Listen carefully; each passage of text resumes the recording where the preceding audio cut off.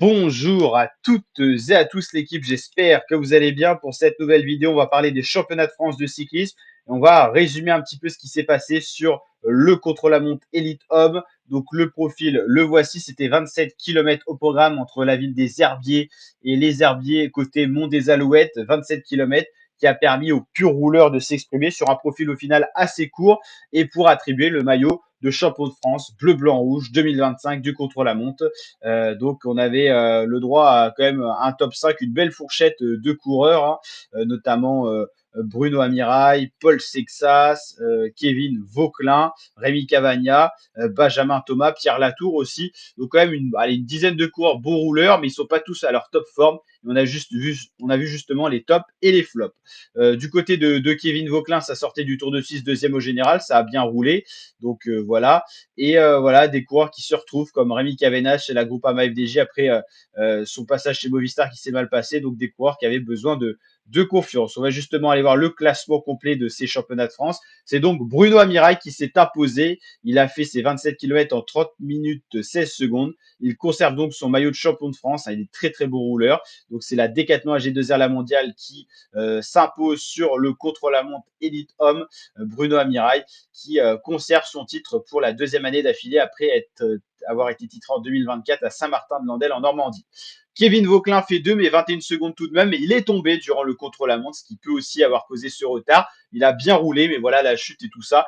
Et puis peut-être que Bruno Amirail était tout simplement plus fort, d'ailleurs niveau trajectoire. Paul Sexas permet à la Decathlon AG2R d'assurer le doublé sur le podium. 18 ans, coureur prometteur, profil grimpeur, mais également coureur complet, vu qu'il a su gérer au contre-la-montre. C'est très intéressant de pouvoir se projeter dans le futur. Et c'est vrai que Paul Sexas est un espoir pour les grands tours ou les courses d'une semaine. Le dernier coureur français à avoir gagné une course à étapes en France, enfin un coureur français, c'est Christophe Moreau sur le Critérium du Dauphiné 2007. Ça fait 18 ans qu'aucun coureur français n'a été capable de gagner en World Tour une course à étapes d'une ou 3 semaines. Donc ça monte vraiment le niveau français qui est assez faible, et notamment en termes de contre-la-montre, on est assez faible hein, par rapport aux autres nations comme la Suisse, l'Australie, l'Angleterre, qui nous mettent à l'amende, hein, l'Italie également. Top 4, Rémi Cavagna, un peu décevant, même pas de podium pour lui cette année. Voilà, on l'a dit, il se retrouve chez FDJ, c'est pas plus son passage à Movistar. Il était vraiment très bon rouleur quand il était chez la Quick Step. Hein. C'est vrai que Alaphilippe était très bon chez Quick Step aussi. Puis bizarrement, quand ils arrivent en équipe française et tout ça, c'est moins bon. Ewan Kosciu, c'est une belle surprise de le retrouver cinquième à une minute tout de même, mais c'est pas un pur rouleur et il s'est retrouvé quand même devant des Thibaut Gruel, des Pierre Latour, et ça c'est pas rien.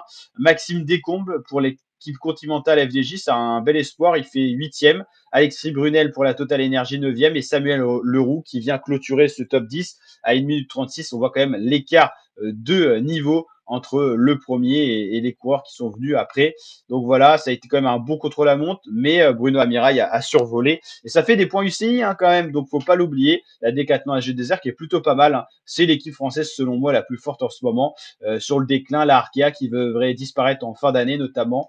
La Total Energy, c'est pas la folie, mais ils ont un bon partenaire. Et la Groupama FDJ, il va falloir qu'ils se retrouvent un petit peu, parce que c'est vrai que depuis le départ de Thibaut Pinot, cette équipe est quand même en beau déclin. C'est vrai qu'Enzo Palini fait 11e, Ribeiro da Cruz, qui a longtemps été bon chez les espoirs, 12e seulement. Benjamin Thomas, décevant, seulement 15e. Pierre Thierry, 17e dans les plus connus. Voilà. Il y avait quand même 87 coureurs à s'élancer et 74 ont terminé la course apparemment. Donc il y a quand même eu de l'écart, hein, 7 minutes entre le premier et le dernier. Thibaut Garnalet qui a dû abandonner sur chute. Hein, il y a eu plusieurs chutes, notamment des amateurs. Donc on leur souhaite un prompt et un bon rétablissement. Donc voilà, ces championnats de France ont tenu leur suspense et c'est Bruno Amirail qui se succède à lui-même et on retrouve le même premier et le même deuxième que l'année dernière, hein, Amirail, Vauquelin et Garnalec qui cède sa place à Paul Sexas et puis qui a chuté tout simplement hein, cette année. Si je dis pas de bêtises, c'est bien ça. Hein. Hop, qu'on a vu. On en a entendu parler ouais, hier, c'est ça. Donc on ne sait pas ce qu'il aurait pu donner. Mais globalement, c'est vrai que sur les 5 dernières années, c'est un petit peu toujours les mêmes. Hein.